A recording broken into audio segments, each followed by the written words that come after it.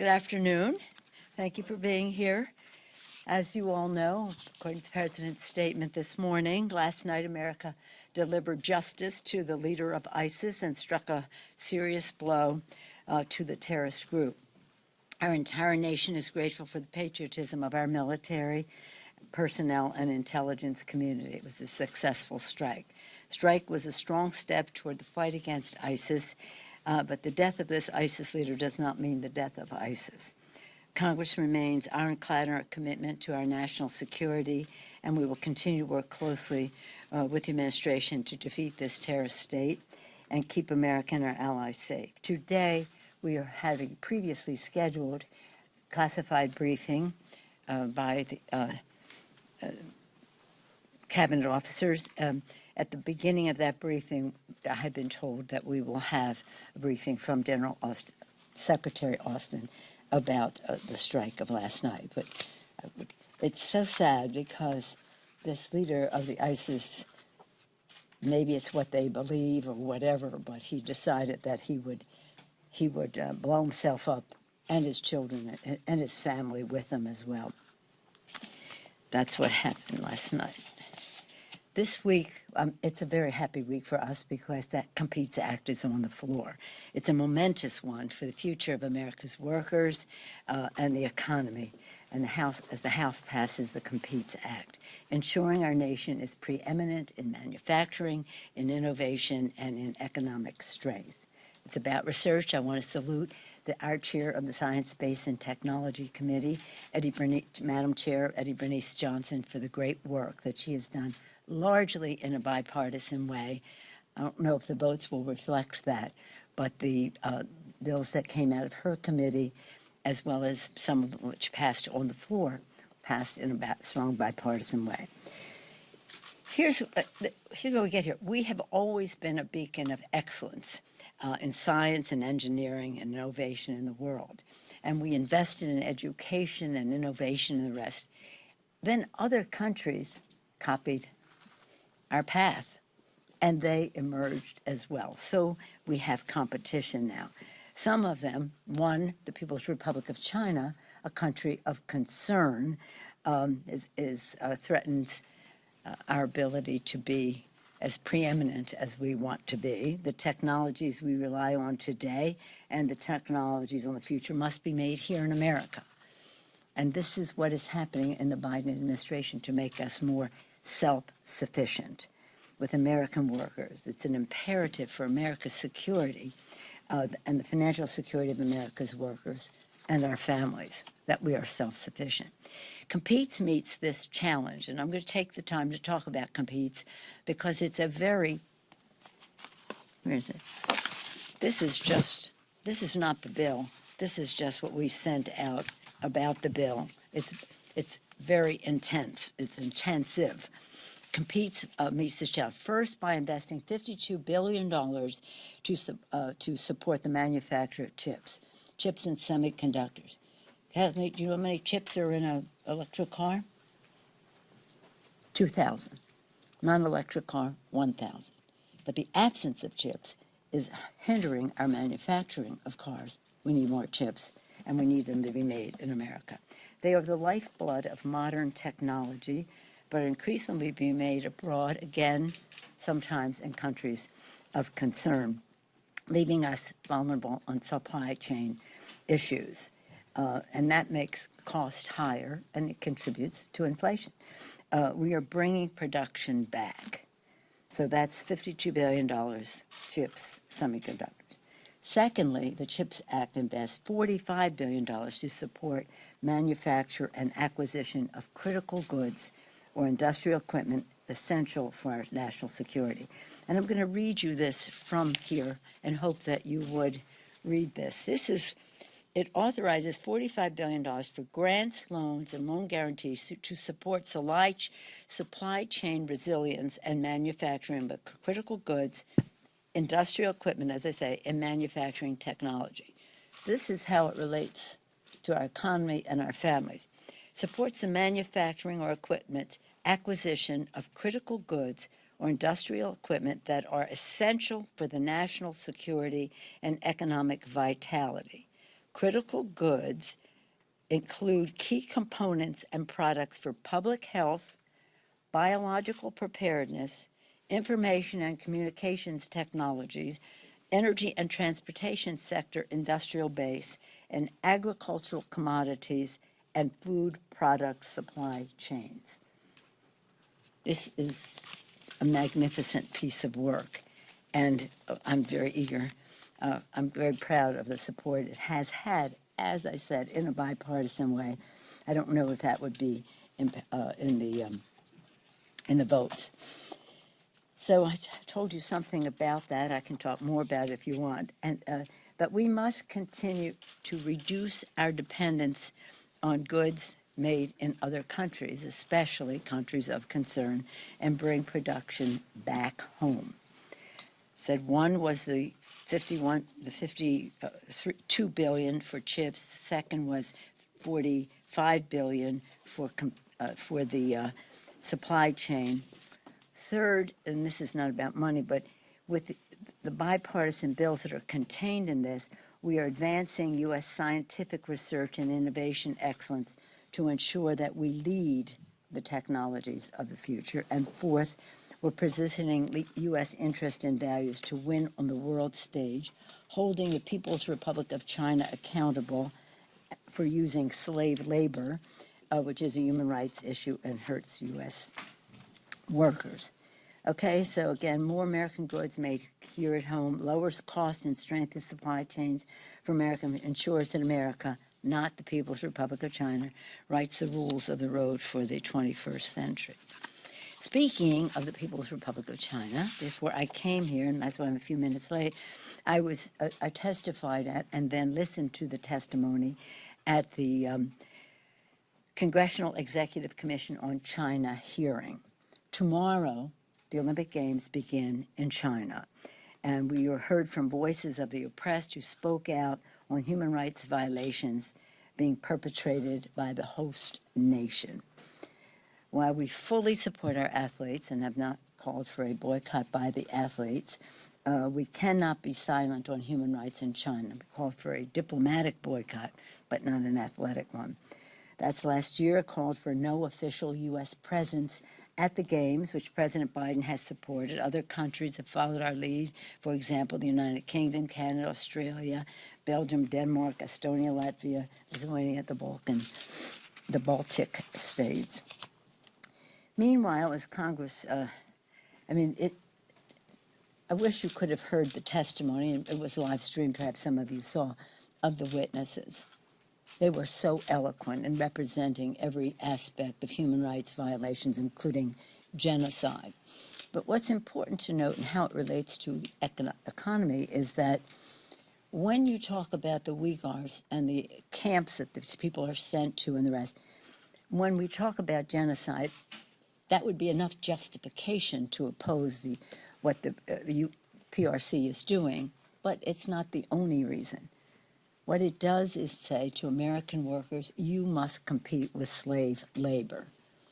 And they were very eloquent in presenting how pervasive the cotton made in the Uyghur camps and the rest is not only as a resource to perhaps U.S. manufacturers, but others as well. So this is not just a human rights issue, it's an unfair trade issue as well. Again, we are, of course, the subject at hand is the Omnibus bill that Rosa DeLauro is brilliantly taking the lead on, setting us for a strong omnibus to address critical priorities for the American people. Right now, we are going back and forth with authors between the Democrats and Republicans, and we're hoping to reach a deal on a top line very soon on that. I know that's an issue that you're concerned about because that relates to schedule. And speaking of schedule, I am very proud that on schedule our goal was to reach 1,000 infrastructure events. We're nearly 1,300 infrastructure. I think it's 1,271 infrastructure events so far around the country. Again, about bridges and roads and water supply, getting the lead out, broadband, issues that relate to safety on our streets, even some relationship to addressing the climate crisis. As we spread the word of our victories for the Democrats, we remain hard at work to help to pass BBB as well as voting rights. One connection between infrastructure and Omnibus is that some of the money in the infrastructure bill cannot be freed up until we pass the Omnibus bill. So for these and other reasons, to meet the needs of the people, to show that Democrats deliver for the people, and we want to do so in a strong bipartisan way, we have to get that, we're hoping to get that done as soon as possible in terms of the infrastructure bill. Excuse me, the Omnibus bill. Any questions? Madam Speaker? Madam Speaker, a new Instagram account called Dear White Staffers has been collecting troubling accounts. Excuse me, can we, if you got something extraneous, I'm happy to get to it, but let's talk, we're trying to keep government open, we're trying to be preeminent in the world, and I'm happy to come back to that. Any questions on what we're doing here? Jake, what do you got? What do you have? I'm wondering about sanctions, Russia sanctions. Yeah. Where do you land? Are you in favor of preemptive sanctions? What is your general thinking at the moment? We have two bills, a bill in the Senate, the Menendez bill, and then in the House, Mr. Meeks's bill from his committee. They're on a similar path. There are those, someone on the Republican side who would like to have the preemptive, have these sanctions first. You asked me where I come down, and in keeping with the guidance from my committee chair, Mr. Meeks, and the administration, I think it's really important for us to use the sanctions if the Russians strike. It is important because it's where leverage is at maximum. If they do this, then we strike. It is where also most of our allies are on this, and that is a very important part of this, how we work jointly on it, and that is why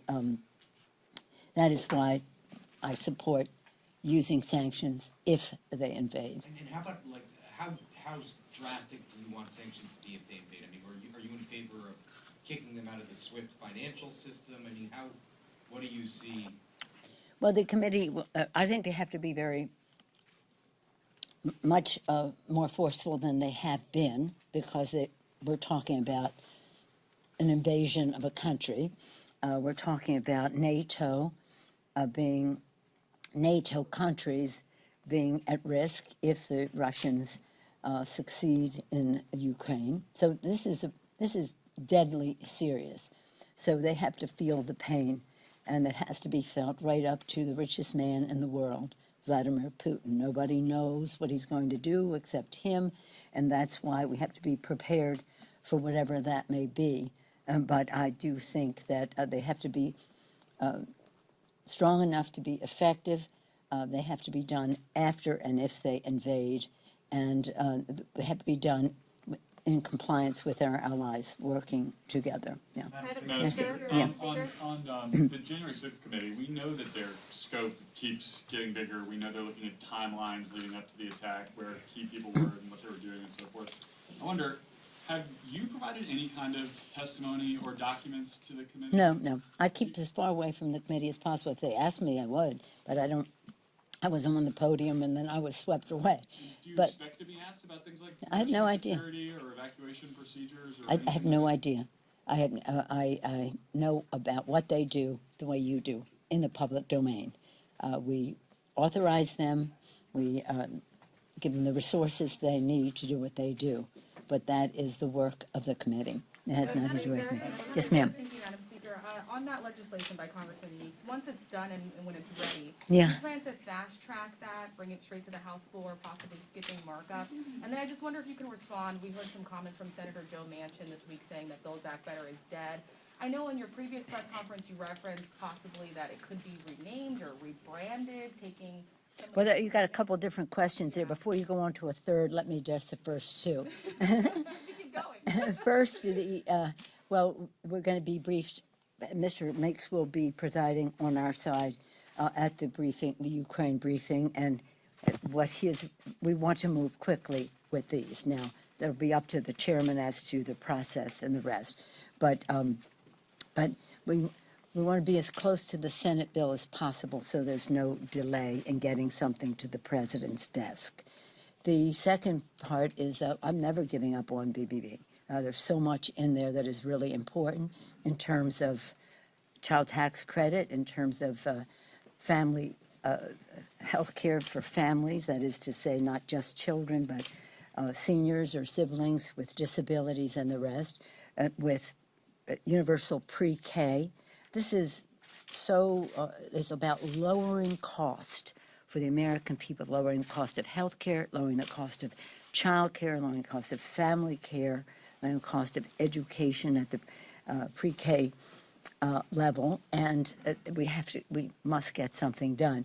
And of course, a very important part of it is what we're doing about the climate crisis. And there are plenty of things in there where I think that we can find common ground. So I'm not giving up on the PPP. Rebranded, potentially, I know you mentioned it could possibly remain.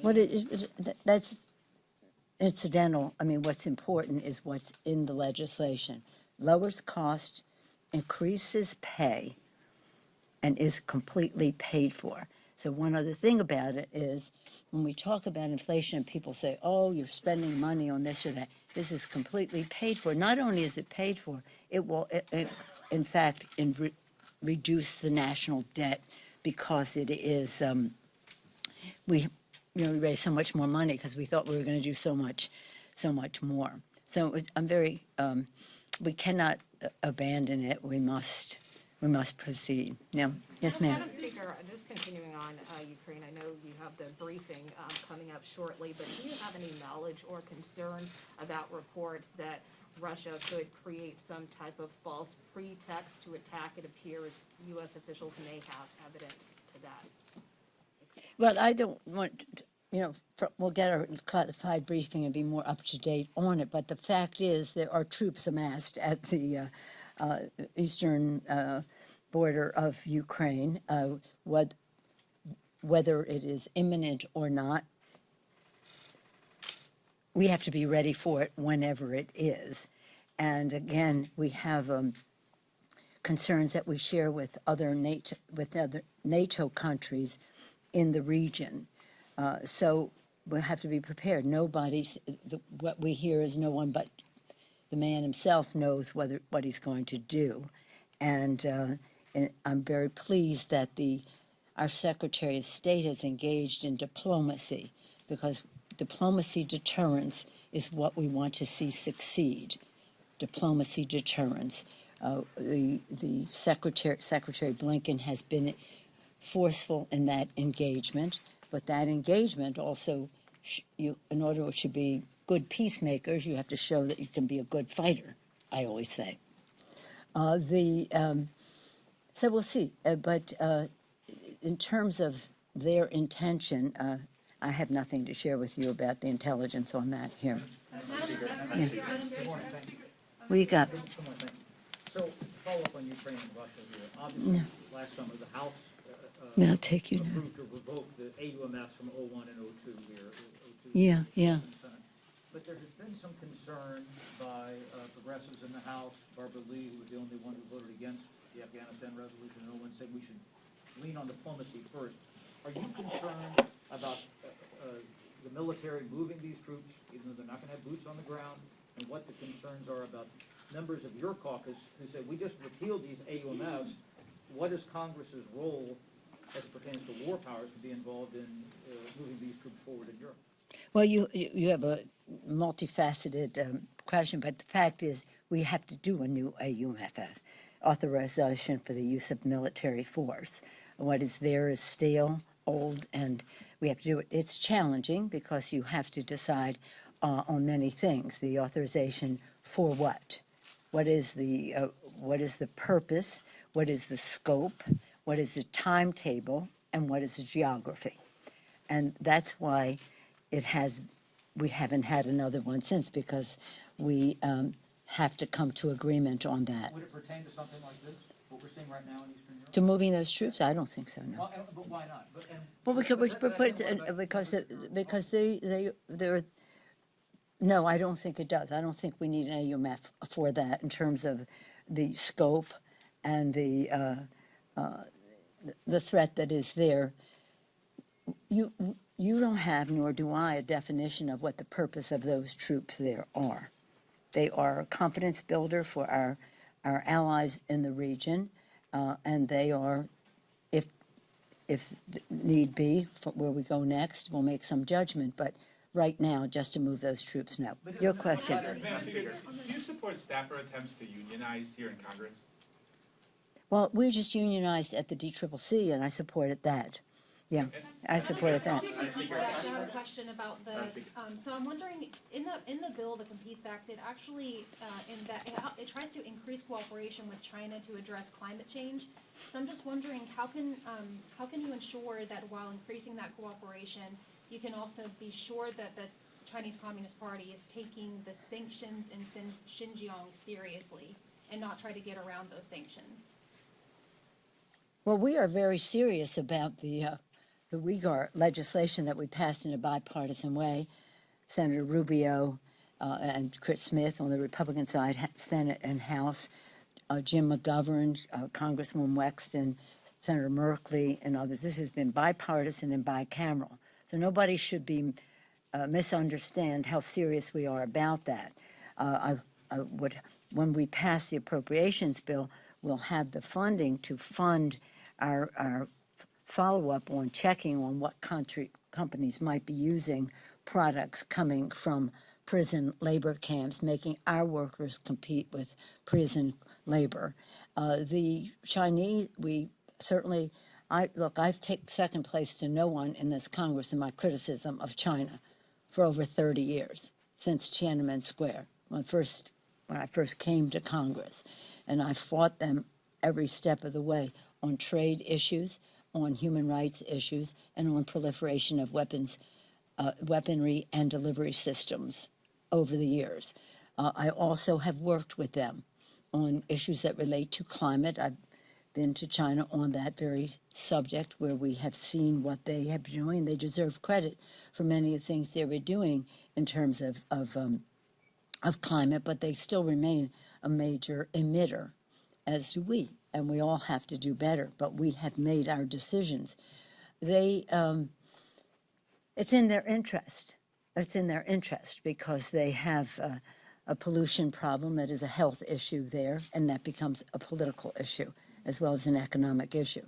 So again, we cannot say, because we hope you'll do something on climate, that we can ignore the fact that you're committing genocide of a population in your country. That's just not going to happen. And I said, and I'll close with this, and that is that I've said it all the time. In fact, I've said it in Dharamsala with His Holiness the Dalai Lama standing right next to me. If we ignore human rights abuses in China because of commercial interest, then we lose all moral authority to talk about human rights any place in the world. What does it profit a person or a country to gain commercially and suffer the loss of its soul? We cannot do that. So again, let's have a balance in all of it. Recognize we share this planet, that we hope that we can work together with them diplomatically on climate where we have common ground, but we will not and cannot. They say, the Chinese, they say, and torturers generally say, the most sinister form of torture to a prisoner of conscience is that they say to them, nobody cares. They don't even remember you. They don't even know you're in jail or why. So why don't you just give it up? Well, we do everything we can to make sure that they know that we are publicizing these names, as we did this morning, once again, not only us, but the witnesses who came reading the names of others. So again, what the Chinese are doing to these people and their families, if their families, for example, testify that their loved one is being imprisoned endlessly for practically nothing, that's act of cowardice on the part of the Chinese government to take it out on the children and families. And these Uyghurs, they send these people to these camps and then they take their children. I mean, this is diabolical. It's diabolical. So again, for over 30 years, I've been making that fight. But that doesn't mean that we shouldn't be. We work together on the Iran nuclear agreement. We can work together on climate issues. We can try to find common ground where we can. But that does not negate our commitment to our values. Thank you all very much. Thank you. What happened to your 49ers? Oh, don't break my heart. Don't break my heart. Congratulate me on my I thought he Bengals. should have taken the sack. I coach on the side, you understand. And they should have gone for the 1 yard, but and nonetheless, nobody expected us to be where we were. And I'm very proud of 49ers, 10 season ticket holders forever. On the other hand, the Warriors that, held us proud this week so far. We'll see where we go. And the most recent game, not last night we didn't play, night before, no Steph, no Clay, no Draymond, no Wiggins, and we still won. Did you want a Bengals 49ers Super Bowl again? I was there. Oh, I know. There in Miami with my family, my kids and all. No, they were little then. That was a long time ago. It would have been good. So we'll see how it goes. Of course, I'm a Californian, so I'll be rooting for the Rams.